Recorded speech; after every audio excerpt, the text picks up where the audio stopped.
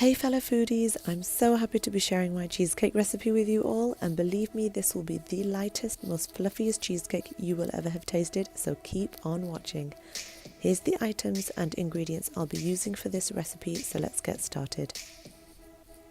Break up the digestives into halves and pulse them in a food processor until the mixture looks like grainy sand. Then melt the butter and add slowly whilst the food processor is on. Keep adding the butter until it's all incorporated in with the biscuits. Line the tin with baking paper. You don't need to grist the tin beforehand. Pour in the mixture into the tin and flatten it out. Use your hands to press into the edges of the tin, ensuring there's an even layer all the way around the tin, and then put into the fridge for at least 40 minutes to set. Now we can move on to the cream cheese topping. The big tip for this is to leave it out overnight so it's at room temperature. This will make it easier to mix and fluff up with a whisk, making it super light. I've used mascarpone as it's more creamy and richer, but you can use any full fat soft cheese such as Philadelphia, but make sure it's full fat, not medium, otherwise it won't set. Next, sift the icing sugar into the cream cheese and give it a good whisk to soften it all up, and that's what's going to give you a light, airy, fairy cheesecake. Okay, now time to add the vanilla bean paste. You can also use vanilla pods or essence or extract if you choose, and once that's added, just give it another whisk. Now take a separate bowl for the double cream. I usually add around a tablespoon of sifted icing sugar to this and whisk until you have soft peaks.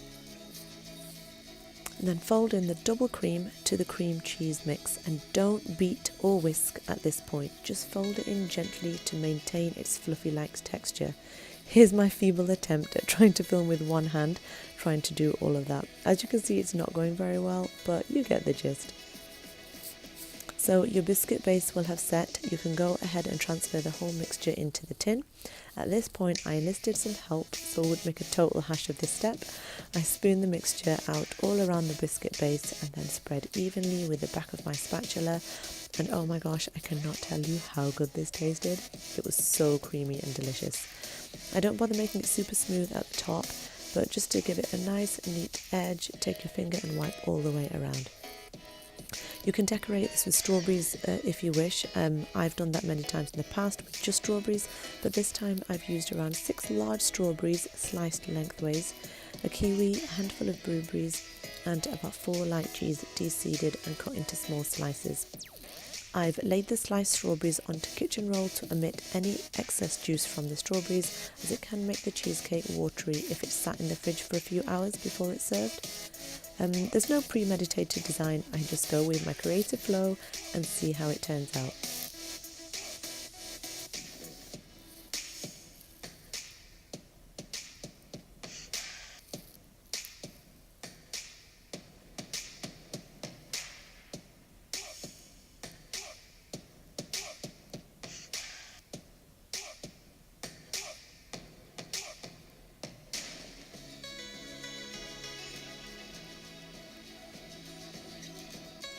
Once it's ready to serve, release the spring on the tin and gently open up the tin.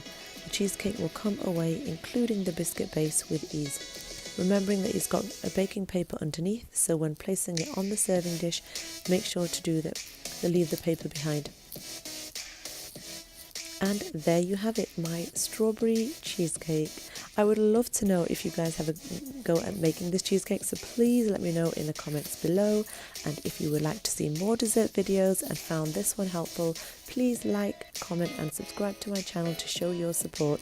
And until next time, goodbye dessert lovers.